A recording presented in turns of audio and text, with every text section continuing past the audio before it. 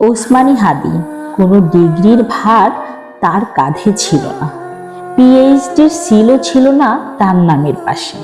তবু তার কথা ছিল অমায়িক, শান্ত অথচ ধীর, যেন জ্ঞানের জন্ম হয় মানুষের ভেতর, সনদের কাগজে নয়।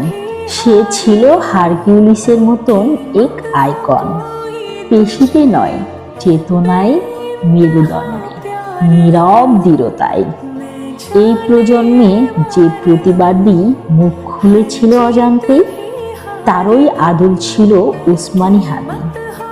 সে দাঁড়িয়েছিল তাদের হয়ে, যারা কথা বলতে ভয় পায়, যাদের ভাষা কেড়ে নেওয়া হয় প্রতিদিন।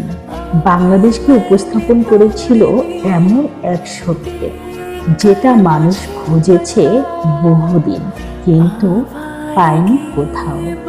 না পোস্টারে, না মঞ্চে, না ক্ষমতার ভাষণে। মুমিনের জন্য শ্রেষ্ঠ উপহার যদি হয় মৃত্যু, তবে হাদির মৃত্যু তাতে করেছে আরো জীবন্ত, আরো সম্মানিত। হয়তো আরো কিছু বছর সে বেঁচে থাকত, কিন্তু এই সম্মান তার কপালে জুটত না। রাজনৈতিক নোংরামির জাতকলে মিশে যেত তার নাম, মুছে যেত তার স্বচ্ছতা। আজ মানুষ তাকে মনে করে ইনসাফ প্রতিষ্ঠার এক কিংবদন্তি, কারণ কিছু মানুষ মরে গিয়ে সবচেয়ে জোরে কথা বলে। তাদের কবর থেকে জন্ম নেয় চেতনার মিছিল, আর ইতিহাস লিখে নেয় একটা নাম, ওসমানী হাদি।